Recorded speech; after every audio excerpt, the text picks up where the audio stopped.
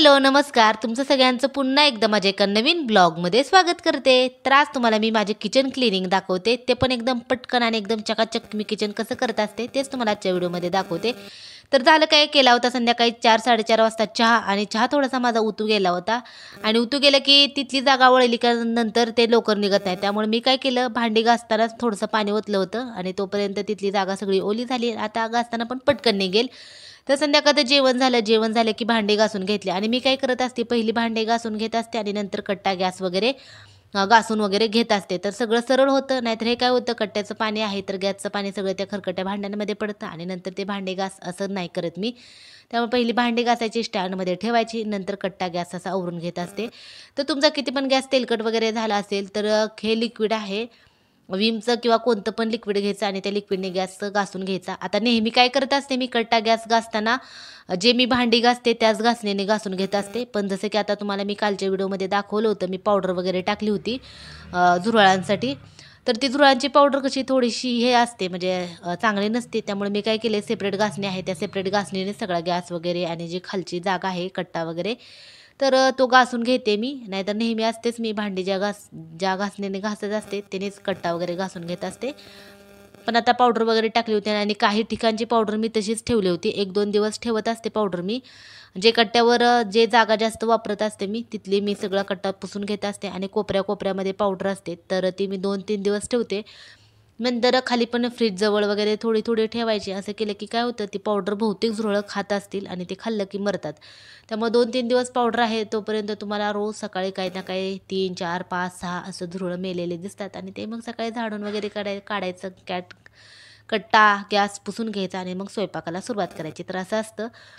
आणि आता मी हे काय मी पावडर टाकल्यापासून असा पूर्ण कट्टा आणि गॅस आहे तर घासून घेतलाच नव्हता आणि मी तसंच करत असते. पावडर टाकली की मग 1-2 दिवस तसंच ठेवते. म्हणजे कसं, पावडर खायला पण झुरळं येतात आणि मग ते नंतर धुळं पण कमी होतात. नंतर गॅस वगैरे कट्टा घासून घ्यायचा आणि लिक्विडनी कसं किती पण गॅस तेलकट होऊ द्या, एकदम पटकन आहे तर निघतं.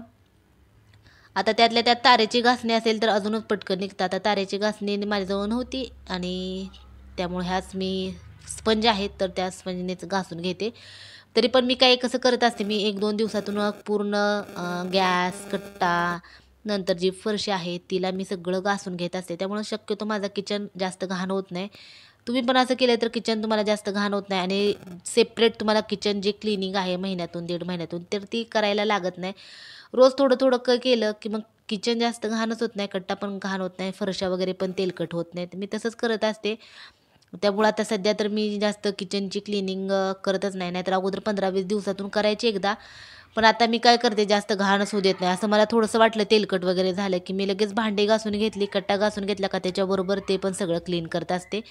त्यामुळे जे मी आता इथं तुम्हाला जो कप्पा दिसतोय त्याच्यामध्ये डाळी, साखर वगैरे आहे, तो पण कप्पा मी तसंच करते. आता ही भांडी वगैरे घासतानाच मी त्याला पण थोडंसं साबणाने पुसून वगैरे, घासून वगैरे घेऊन पुसून सगळं व्यवस्थित ठेवत असते. त्यामुळे मी खूप दिवस झालं किचन ट्रॉल्यांची पण क्लिनिंग केली नाही. कारण त्याचं कारण हेच आहे, मी सध्या त्याला घाण होऊ देत नाही. थोडं मला काही तेलकट वाटलं की मी लगेच ओला कपडा घेत असते आणि लगेच सगळं पुसून घेत असते. त्यामुळे खूप जवळपास एक 1.5-2 महिने तर झालं मी किचनच्या ट्रॉल्या वगैरे कसलंच घासलं नाही. घासलं नाही म्हणजे मी त्याला घाणच होऊ दिलं नाही. नाहीतर अगोदर काय होत होतं, ते सगळं घासायला घेतलं की जवळपास एक 1.5 तास तर सहजच जात होता आणि ते नकोच वाटायचं मला आणि ते घाण पण जास्त होत होतं. म्हणून मी आता सध्या असंच करायला लागले. भांडी पण भांड्याचं जे कपाट आहे त्या भांड्याच्या कपाटाला पण सेम तसंच करते. आता माझ्याजवळ तुम्हाला जसं की मी सांगितले, माझ्याजवळ कशी जास्त भांडे नाहीत. आम्ही मोजून 3-4 जेवण करू एवढीच भांडी आहेत.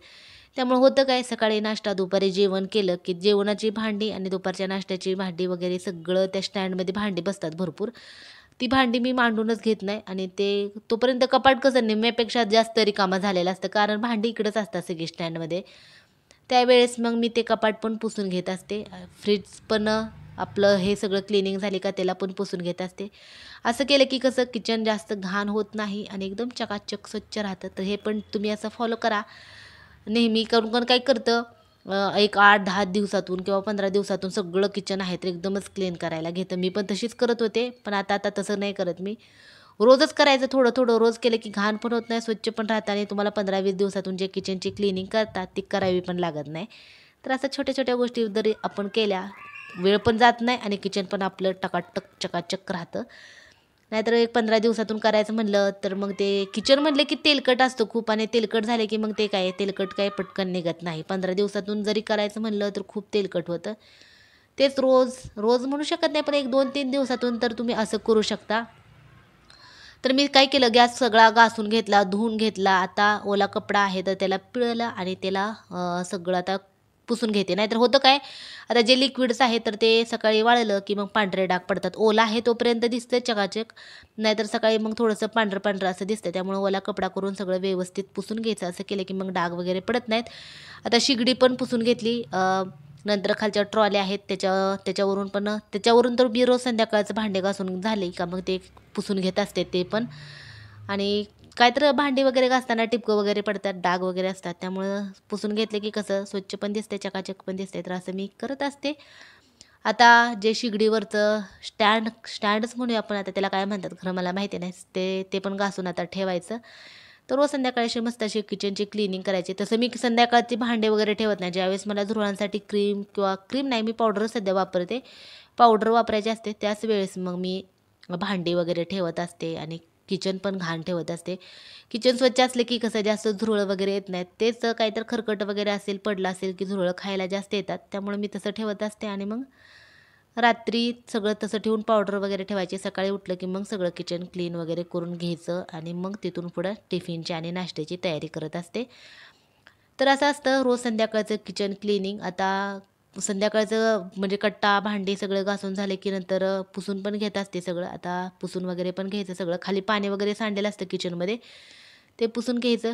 आणि तर मग आजचा ब्लॉग